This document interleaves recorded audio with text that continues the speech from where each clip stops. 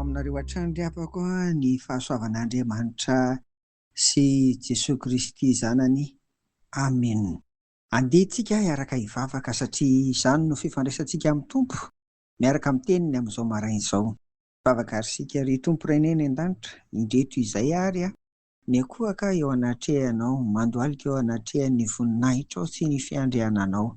Faly izay mantsy satria nomenao indray anty andro vaovao ity koa dia fifaliana ho anay izany. Indrindra moa mbola omenao hatrany ny teninao, koa ny fanahinao masina eny Tompo, hiasa aty anatinay mba azahoanay mianatra hatrany ny teninao, ary indrindra koa ianao anie Jesosy Kristy momba anay, dia izay hifikitra aminao. Amin'ny anaran'i Jesoa, amen. Mbola resaka hatrany ny momba ny Kristy sy ny fananany toetra mahatoky isika ry havana amin'ity anio ity. Mandeha vakiana amin'ny anaran'i Jesoa ny Tesalonianina faharoa toko 7:1-7. Fa mahatoky ny Tompo izay hampahery sy haro anareo tsy ho azon'ny ratsy. Amen. Mahatoky ny Tompo, izany hoe tsy miova amin'izany izy, ary indrindra raha hiaran-javatra mafy izy, ary koa ny mpanara-dia azy, ny mpino tahaka ny olana, ny mety ho fanenjehana samihafa, ary indrindra indraindray azy dia mety ho alaim-panaka, mety ho tafasolafaka ny amin'ny finoana azy ry havana, dia izao mahatoky ny Tompo hampahery sy hiaro antsika. Io Jesosy mahatoky io ary dia asehony amin'ireto, hitantsika tsara izy reto hoe voalohany hitantsika ny amin'ny hoe hampahery izy. Raha ity voambolana hoe mampahery ity izany eto dia amin'ny teny malagasy hitantsika hoe hampahery izy, fa raha tena ny dikany kosa dia hoe hanamafy, hanatanjaka, hampijoro ho mafy orina tsara.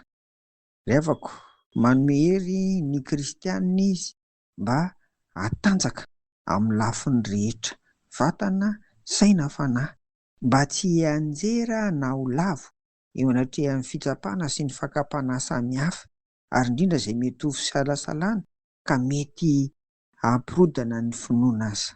Ry havako, mampahery antsika hajoro tsara, tsy ho solafaka ny Tompo. Faharoa, mahatoky Kristy dia izao asehony koa izany amin'ny alalan'ny hoe hiaro izy. Tsy mampahery sy manatanjaka fotsiny izany Kristy dia hoe mijanona eo fotsiny miaro izy, fa hitantsika koa izany eto fa tena mampahery sy miaro izy.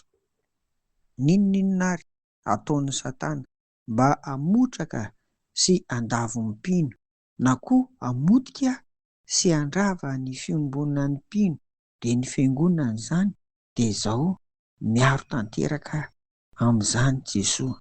Araka ny resahako ombenombeny ravana dia herinandro koa izay mba ahatsiarovantsika ny martyra ity herinandro ity, ka na inona izany endriky ny fanenjehana samihafa miseho amin'ny fiainantsika dia izao mahatoky ny Tompo fa sady hampahery izy no hiaro.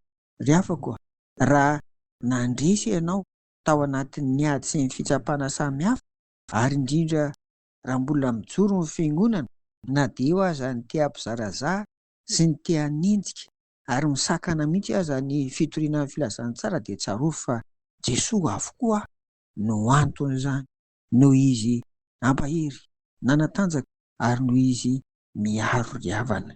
Etsy andanin'izany kosa, raha mbola ao anatin'ny ady ianao amin'izao fotoana izao, dia mahereza fa hampahery sy hiaro anao izay Jesosy.